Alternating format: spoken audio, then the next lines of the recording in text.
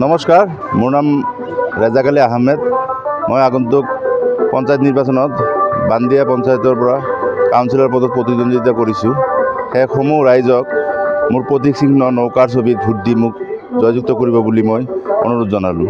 ৰেজাক আলী আহমেদক কিয় ভোট দিব লাগে, কি ক'ব তুমি? হয়, মই প্ৰথমতে আপোনালোকৰ নিউজ চেনেলক অভিনন্দন জ্ঞাপন কৰিছোঁ। আজি চাওক, ৰেজাক আলী আহমেদ হিচাপে মোৰ চৰ চাপৰিত এটা সুকীয়া পৰিচয় আছে। আজি স্কুলীয়া লাইফৰ পৰা আৰম্ভ কৰি মই স্কুল ৰাজনীতি যিটো তাৰ লগতো জড়িত।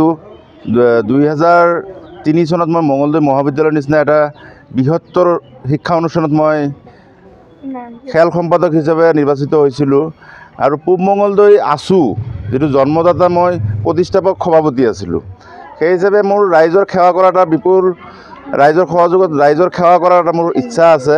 সেইকাৰণে মই এইবাৰ ৰাইজৰ প্ৰতিনিধি হিচাপে নিৰ্বাচনত অৱতীৰ্ণ হৈছোঁ আৰু ৰাইজে, মই আশা কৰোঁ ৰাইজে মোক বিপুল ভোটত জয়ী কৰাব। কাউন্সিলৰ জয়ী হ'লে প্ৰথম কি কাম হ'ব? এতিয়া চাওক, কাউন্সিলত জয়ী হোৱাৰ লগে লগে আমাৰ সমাজৰ বা আমাৰ এই পঞ্চায়ত এৰিয়াৰ ভিতৰত বিভিন্ন সমস্যা আছে। আপোনালোকে আহোঁতে দেখা পাইছে নিজৰ ৰাস্তা ঘাটৰ কি অৱস্থা। বিগত পঞ্চায়ত নিৰ্বাচনৰ প্ৰতিনিধিসকলে তেওঁলোকে যি দুৰ্নীতি কৰিলে, ৰাস্তা ঘাটৰ কোনো ধৰণৰ উন্নয়ন হোৱা নাই।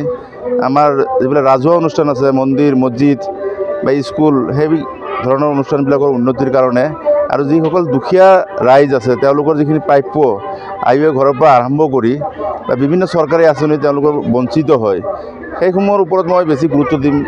এইকাৰণে ৰাইজৰ হৈ মই এইবাৰ নিৰ্বাচনত প্ৰতিদ্বন্দ্বিতা কৰিছোঁ।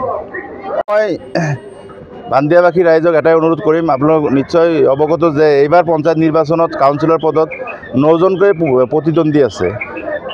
ৰাইজক বিনম্ৰ অনুৰোধ এইটোৱে কৰিম যে আপোনালোকে যোগ্যতাৰ ভিত্তিত ভোটদান কৰিব আৰু আমাৰ যিটো ভোট, এই ভোটৰ মূল্য আমি টকাৰে নিৰ্ধাৰণ কৰিব নোৱাৰোঁ। সেয়েহে সাধাৰণ ৰাইজক আমি কোনো চক্ৰৰ টকা পইচাৰ লেনদেন নকৰাকৈ যাতে ভোটদানটো কৰে আৰু এজন উচিত আৰু আপোনাৰ যিসকল ব্যক্তিয়ে ইতিমধ্যে নিৰ্বাচনত অৱতীৰ্ণ হৈছে তেওঁলোকৰ